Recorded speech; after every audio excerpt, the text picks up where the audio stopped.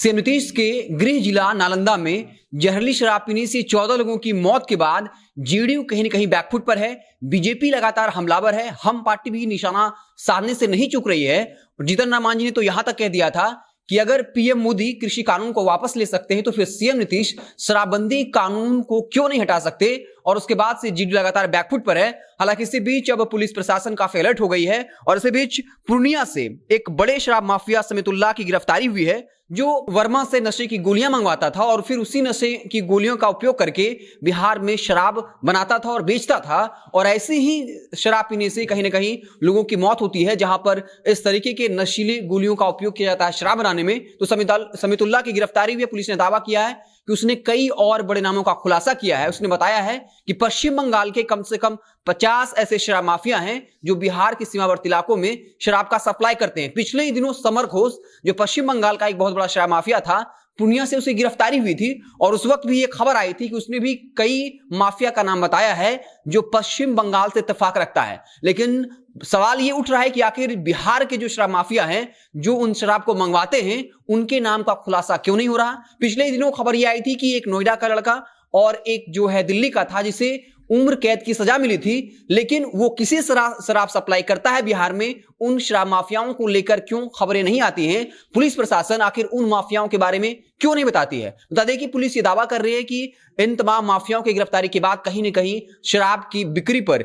या शराब के धंधे पर रोक लगेगा। लेकिन सवाल यही है कि आखिर इन शराब माफिया से पूछना चाहिए कि वो अलग अलग राज्यों से बिहार में शराब कैसे मंगवाता था। आखिर जो तमाम पुलिस चौकियां पड़ती हैं वहां पर कभी पुलिस की नजर क्यों नहीं पड़ी, इसमें स्थानीय पुलिस की क्या भूमिका रही, क्या ये सवाल भी पूछे जाएंगे। और जब इस सवाल का जवाब मिलेगा और उन जिम्मेदार पुलिस प्रशासन महकमे के अधिकारियों पर कार्रवाई होगी, उसी के बाद जाकर ये जो शराब का पूरा खेल है ये रुक पाएगा। क्योंकि अगर आज समर घोष और समीतुल्लाह की गिरफ्तारी हुई है तो उसके बाद कोई और शराब माफिया आ जाएगा और फिर वो धंधा करेगा और लगातार इस तरह की खबरें आती रहेंगी। आपको बता दें कि एक खबर शराब से जुड़ी सुपौल से भी है, जहां की पीएनबी के मैनेजर सहित 3 स्टाफ थे जो वर्किंग आवर खत्म होने के बाद जाम छलका रहे थे और गुप्त सूचना मिली थी। वहां पर जब पुलिस प्रशासन पहुंची तो तीनों जो है वो नशे में पाए गए, जहां से एक बोतल विदेशी शराब बरामद हुई, वहीं 2 खाली बोतल बरामद हुई है। लेकिन आपको याद होगा भवन निर्माण विभाग पटना में जहां लगातार मद्य निषेध विभाग को यह खबर मिल रही थी कि वहां रोज जो है जाम छलकता है, लेकिन उसके बाद कई दिनों के बाद वहां जो है पुलिस प्रशासन की टीम पहुंचती है, मद्य निषेध टीम पहुंचती है, वो भी जब 6 बजे पूरा सब कुछ खत्म हो जाता है, 9 बजे रात में, और वहां पर एक बबलू नाम का कर्मचारी गिरफ्तार होता है। लेकिन उसके बाद एग्जीक्यूटिव इंजीनियर ये कहते हैं कि हमारे यहां से कोई कर्मचारी शराब के नशे में गिरफ्तार नहीं हुआ है, जबकि खुद प्रशासन ने यह बात कही थी कि बबलू नाम का शख्स जो है वो शराब के नशे में पकड़ा गया था।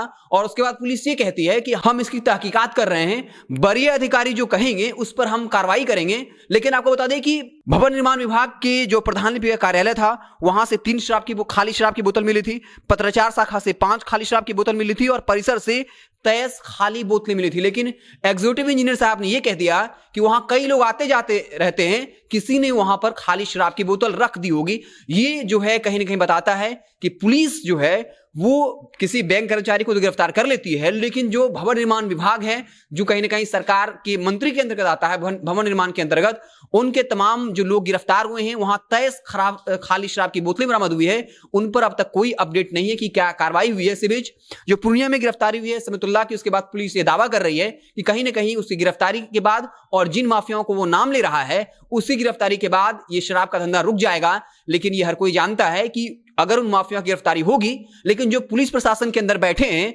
जो लगातार जो है इन शराब माफियाओं को सहायता देते हैं और इसी वजह से वो शराब का करोड़ों का जाल पूरे बिहार में बिछाए हुए हैं, जब तक उन दरोगा, उन थानेदारों, उन अधिकारियों पर कार्रवाई नहीं होगी तब तक ऐसा होना मुश्किल है। लेकिन अब कहीं ना कहीं जीरो दिखावे के लिए ही सही, कम से कम इस वक्त ताबड़तोड़ छापेमारी की जा रही है और ये कहा जा रहा है कि उन तमाम माफियाओं को पकड़ लिया जाएगा और फिर बिहार में जो अवैध शराब का खेल चल रहा है वो नहीं हो पाएगा और शराबबंदी को सफल बनाया जाएगा। लेकिन इस बीच लगातार बीजेपी कह रही है कि सबसे ज्यादा अपराधी जो है वो प्रशासन का महकमा है, पुलिस का महकमा है, जिसके संरक्षण में शराब का धंधा फूल रहा है और लोग लगातार शराब पी रहे हैं, उनकी मौत हो रही है।